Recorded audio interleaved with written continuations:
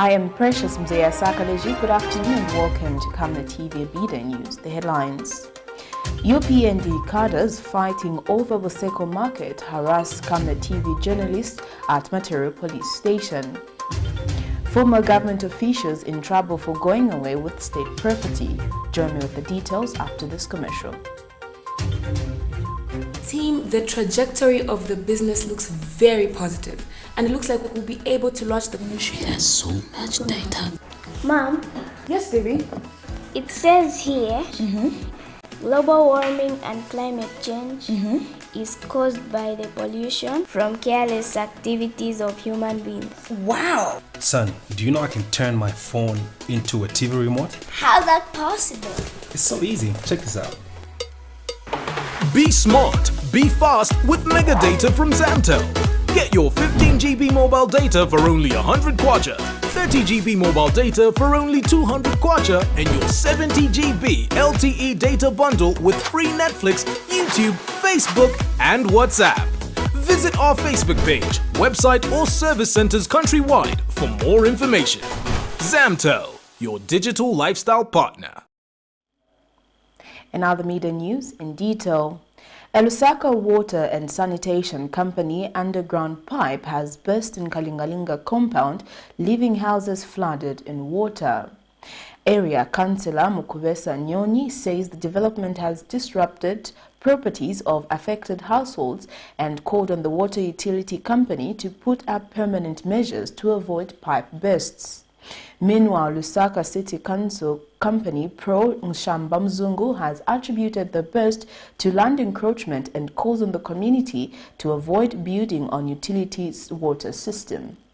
Multiple households of Lusaka's Kalingalinga compound have been affected by a temporary water supply shutdown following an underground water pipe burst on which it is alleged that the victim's house was built on. A resident recounts that the pipe burst occurred around 03 a.m. and narrates its impact on the surrounding area where the owner of the house was not available during broadcast time. So the water started around earlier 03 hours. Yeah. So after that we reported to the water and sewerage around 6 hours. But after that one of the water and sewerage came and see the situation, but he just came and went back. After that, I went and engaged the councillor to come and see the situation. So that's how the councillor came and see the situation. After that, now, that's when he called you to come. It's bad because when you go inside, the houses are also in water and you know that there is electrical appliances. So the situation is bad. They are all over, everywhere there is water in their houses. And area councillor Mukubesa Nyoni has called on the water utility company to come up with a permanent solution to address the pipe system in the area to avoid future bursts that lead to property loss and water disruption. We have a very sad situation in the world, and as leaders we tend to look at the interest of the people rather than trying to see if they built on wrongly. That will come later. For me, that's why I engaged the water and the storage company. Immediately I got the news so that they come and help out. And I'm glad the PR for the water utility is here. And I've also called the people in charge of engineering from the same institution. So they are on their way. They are just mobilizing their equipment. While on the site, Lusaka Water and Sanitation Company Public Relations Officer Shamba Mzungu says the problem has been instigated by a resident who built his house on the water pipe. What that means is that this section of Kalingalinga as well as parts of Kaunda will not have water as a result of the repair works which are going to be undertaken here. But also I think that it is important to highlight the risk which encroachment poses to our customers or the community, because clearly this house that you see here was built on top of the pipeline, and there lies the danger in situations where you have a pipe burst, like the situation that we are witnessing here. He has since urged members of the public to follow laid-down procedures when acquiring land to avoid constructing on the water pipelines. And the LWSC engineering team were swift to addressing the situation. Alex Shimba, Camnet News in Lusaka. Wrangles emerged at Lusaka's BUSEKO market, where alleged United Party for National Development cadres are trying to force their way into a market that is under a cooperative. Some sources spoken to at the market have revealed that the cooperative, which deals with timber and grass trade, charges about 1,000 kwacha per truck of timber offloaded at the cooperative land, hence the wrangle, as some want to get into the cooperative with intentions of pocketing funds raised. Meanwhile, Camnet TV journalists who rushed at MATERO police post to get more information on the matter were harassed by the cadres in the process.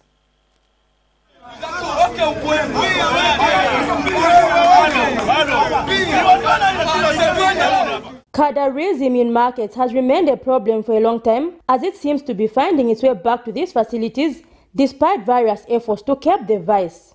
These are alleged United Party for National Development UPND cadres who have dragged themselves to the police after wrangles at Lusaka's BUSEKO market over who gets to be in the market cooperative. Sources have told Camnet News that there is a disagreement in the camp, as some want the market traders themselves to run the cooperative, while the other camp of alleged UPND cadres want to force their way into the cooperative.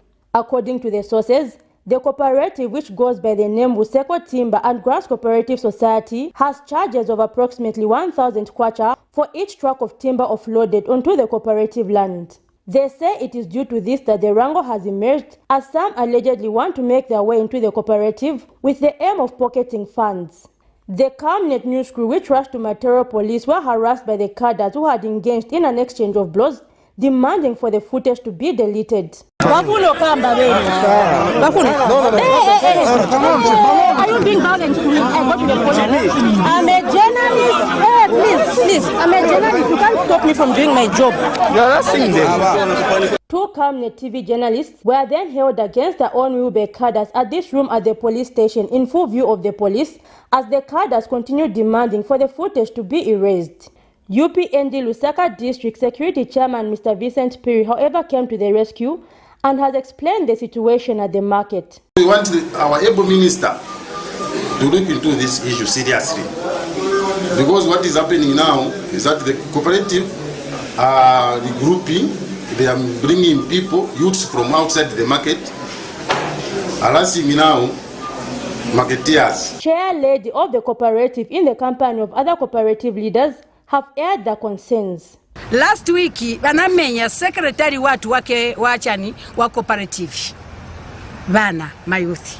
So ndiye kuti ife ya cadreism stifuna mamene bakambira wa president sibaifuna na ife cadreism bamene bachita HARASS stifuna ile tifuna peace yamene ifuna Zambia yonse. Nenangu baleta bajabanzao bafuna kusebenzera pamozi balete cadreism.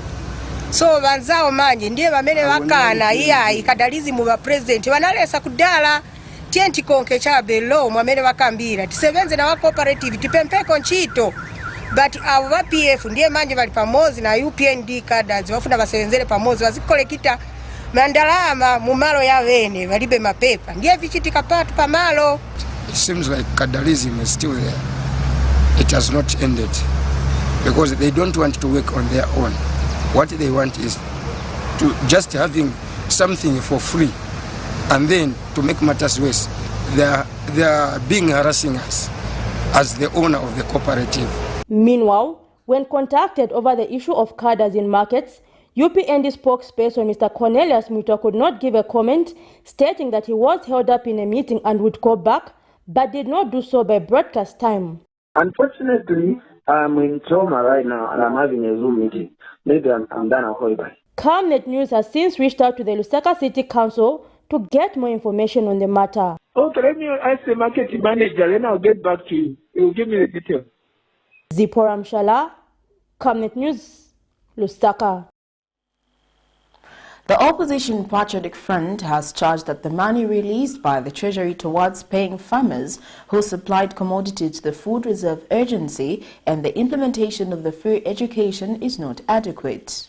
On Monday, the Treasury released about 1.284 billion kwacha, of which 960 million kwacha is for outstanding payments to farmers under the 2020-2021 farming season, and 324 million kwacha is for the 2022 first quarter operational support fund for public schools. The PF Vice President, Given Lubinde, has told a press conference that the money is not enough to effectively respond to payout of all farmers and meet the aspirations of quality education.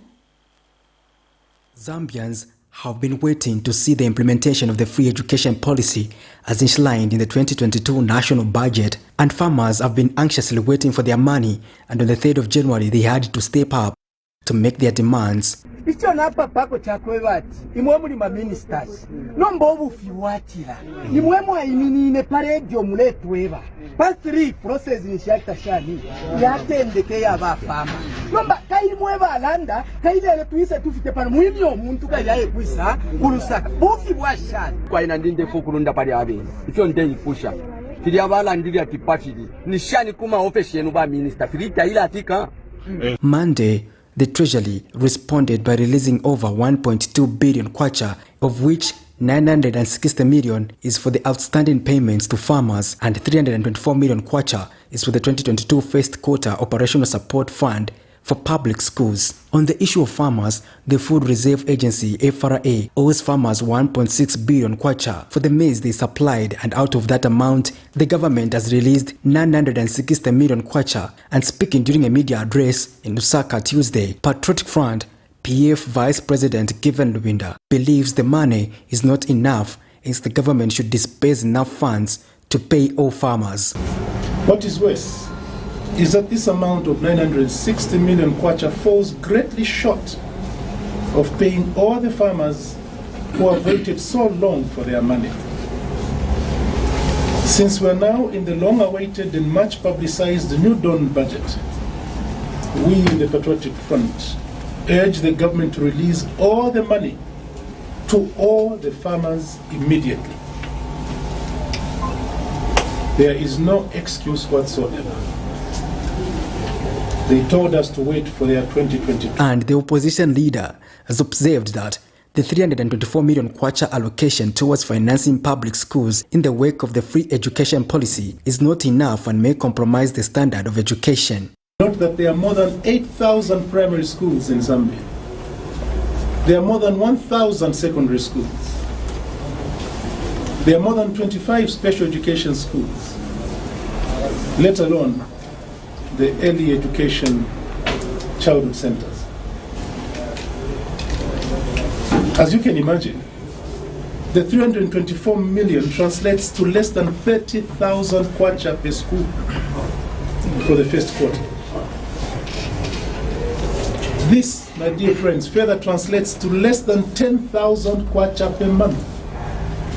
10p.